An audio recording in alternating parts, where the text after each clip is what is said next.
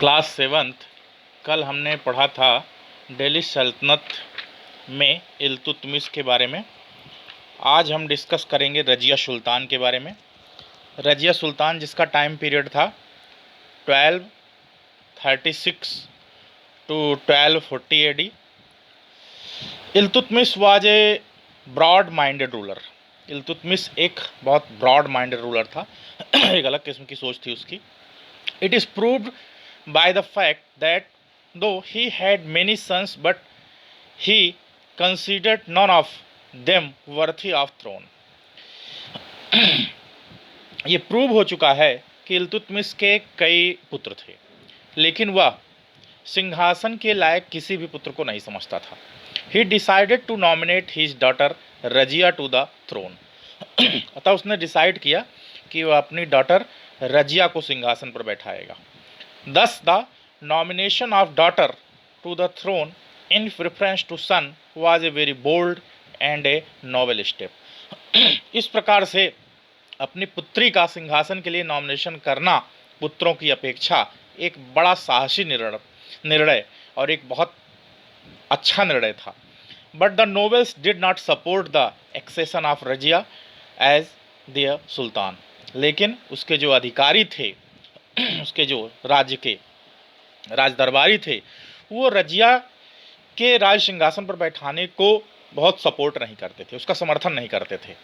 After the death of Iltutmish his son Ruknuddin Firoz Shah was made the sultan by nobles as they did not like to be led by women. और इल्तुतमिश की मृत्यु के बाद रुकनुद्दीन फिरोज शाह, जो कि इल्तुतमिश का बेटा था, उसको वहाँ के राज दरबारियों ने सिंहासन पे बैठा दिया, क्योंकि वो औरतों को पसंद नहीं करते थे। Ruknuddin was not fit to govern the saltanat. Ruknuddin सल्तनत को गवर्न करने में बहुत फिट नहीं था। So Razia became the ruler with popular support of city population and according to the wish of Iltutmish. अतः इसके बाद रजिया को जनसंख्या की पॉपुलरिटी के कारण वहाँ की जनसंख्या ने बहुत पसंद किया, जिसके कारण रजिया को शासन दे दिया गया, और इल्तुतमिश की इच्छा भी यही थी। After became the ruler Razia refuse to be puppet. सिंहासन पर बैठने के बाद रजिया ने कठपुतली रूलर बनने से इनकार कर दिया। She disregarded female dress and started holding court with a face unveiled. और उसने महिलाओं के सारे ड्रेस को त्याग दिया और अपना फेस भी खुला रखा, और उसने एक कोर्ट को अपने हाथ में रखा। She even hunted and led the army in war. वो शिकार भी करती थी और आर्मी में युद्ध के लिए भी तैयार रहती थी। However, she faced a lot of opposition from Turkish nobles who did not approve of her independent ways। लेकिन उसको इसके अतिरिक्त बहुत सारे विरोध का सामना करना पड़ा टर्किश नोबल के द्वारा, जो उसको पसंद नहीं करते थे अपने आप को आज़ाद करने के लिए। One important chronicle that period Minhaj i Siraj reflected this comfort at having a women as ruler in his account. और इसी क्रम में एक आता है मिनहाज सिराज, जो कि ये भी जो है वुमेन रूलर को पसंद नहीं करता था। Razia was finally murdered in 1240 AD। thus ended the short but significant reign of Razia. Razia ने डिसाइड किया वो इसका मर्डर करेगी 1240 में, उसने इसका मर्डर करा दिया, और उसके बाद रजिया का शासन बहुत शार्ट था लेकिन बहुत अच्छा था। उसके बाद अगला शासन आता है नसीरुद्दीन महमूद। इसका टाइम पीरियड है 1246 से 1265 AD। After Razia many incapable rulers ascended the throne of Delhi सल्तनत। रजिया के हटने के बाद, रजिया के बाद जो है अगले जो शासक आए दिल्ली सल्तनत के लिए, बहुत ही वो कमज़ोर थे। मिजरुद्दीन बहराम इल्तुतमिश का बेटा था। अलाउद्दीन मशद ये रुकनुद्दीन का बेटा था। नसीरुद्दीन महमूद इल्तुतमिश का एक दूसरा बेटा था। was under the influence of one powerful Turkish chief Ulugh Khan known in history। इन सब का भी नाम हिस्ट्री में आता है। और उसके बाद जिसको कि बलवन के नाम से जाना गया, उलूग खान जिसको कि बलवन के नाम से जाना गया। The young and inexperienced Sultan became a puppet in hands of बलवन। अब शासन आता है बलवन का। गयासुद्दीन बलवन 1266 से 1287 का टाइम पीरियड था बलवन का। The struggle for power between the monarchy and Turkish nobles continued till Balban captured power after the death of Nasiruddin Mahmud and finally ascended the throne in 1266 AD. The struggle for power between monarchy and Turkish nobles, power के लिए जो राजतंत्र था और Turkish Nobel के बीच तब तक चलता रहा till Balban captured after the death of Nasiruddin Mahmud. Nasiruddin Mahmud की मृत्यु के बाद फिर बलवन शासन पे बैठा और इसने 1266 में इसको फाइनली हटा दिया। बलवन introduced strict discipline and strength the power of monarchy. बलवन बहुत एक पावरफुल शासक था और इसने एक स्ट्रिक्ट कठोरता से अनुशासन को लागू किया। ही believed in divine right of kingship and this increase the Prestige and power of monarchy. वो विश्वास करता था कि उसको दैवीय अधिकार है राजा का बनने का और इसलिए वो राजतंत्र में ही अपनी पावर समझता था। He successfully checked the suppressed the internal and external dangers confronting him. और इसीलिए उसने अपने आप को बहुत सफलतापूर्वक आंतरिक और बाहरी खतरों से बचाने के लिए अपने आप को बहुत बढ़िया इस्टेब्लिश किया।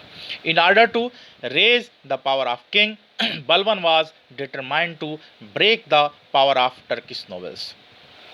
और इसी क्रम में उसने अपनी राजशक्ति को बढ़ाया और उसने उसके बाद अपने आप को एक टर्किश नोबल के रूप में बहुत अच्छा राजा साबित किया।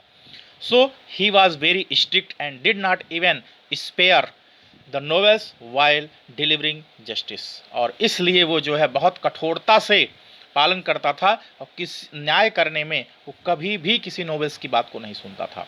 To keep himself well informed Balban appoint spies in every department. और इसलिए उसने अपने आप को सजग रखने के लिए, अपने आप को पूरी जानकारी के लिए हर डिपार्टमेंट में अपने गुप्तचर लगा रखे थे। He also organize a strong centralized army to deal with internal disturbance and to repel the Mongols who posed a serious threat to the Delhi Sultanate। उसने आपको एक मजबूत शासक बनाए रखने के लिए एक सेंट्रलाइज आर्मी स्टेब्लिश कर रखी थी जो कि उसको आंतरिक रूप से कोई डिस्टर्ब करे तो आर्मी के द्वारा निपट सकता था। और उसने आर्मी को इसलिए भी अपॉइंट कर रखा था कि मंगोल शासकों के द्वारा दिल्ली सल्तनत को बहुत ही खतरा था, इसलिए उसने मंगोलों के विरुद्ध भी आर्मी को अपने एक स्ट्रांग बनाया था। बलवन was very particular about maintaining law and order and he gave harsh punishment to robbers and dacoits। बलवन जो था एक बहुत ही पावरफुल शासक साबित हुआ और उसने कानून व्यवस्था पे विशेष ध्यान दिया और जो डकैत या रॉबर्स डकैत या इस प्रकार के होते थे उनको उसने पनिशमेंट भी दिया। दीज हर्श मेथड ऑफ बलवन were called the policy of blood and iron and they helped him control the situation. और इस प्रकार का जो मेथड बलवन ने अप्लाई किया उसको policy of blood and iron कहा जाता है और इसके कारण उसने इस स्थिति को कंट्रोल में लिया। Moreover in order to impress the people Balban maintained a ground court. और इसीलिए इसी क्रम में उसने एक बड़ी कोर्ट भी बनाई। Whenever he went out, he was surrounded by a large contingent of bodyguards। बलवन introduced the custom of सिजदा and पैबास। और इसी क्रम में उसने अपने चारों तरफ सिजदा और पैबास इंट्रोड्यूस किया। It was done to emphasize that nobles were not his equals। He insisted that when the nobles came to the court, they had to lie down on floor and kiss the monarch's feet। उसने इसी क्रम में ये भी rule बना रखा था इसमें बलबन ने ये भी रूल बना रखा था कि जो भी नोबेल, जो भी राजदरबारी उसके राज दरबार में आता था, उसको सबसे पहले लेट कर फर्श पर राजा के पैर को चूमना पड़ता था। Balban was one of the main architects of Delhi सल्तनत। बलबन जो था ये दिल्ली को बनाने का मुख्य आर्किटेक्ट इसको माना जाता है। By asserting the power and prestige of monarchy he stand the Delhi saltanat, और उसने पावर और प्रतिष्ठा के द्वारा दिल्ली की सल्तनत पे एक बहुत अच्छा राजतंत्र इस्टेब्लिश किया। तो ये आपका सेकंड पार्ट खत्म हुआ।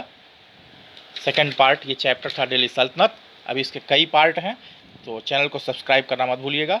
Okay, thank you.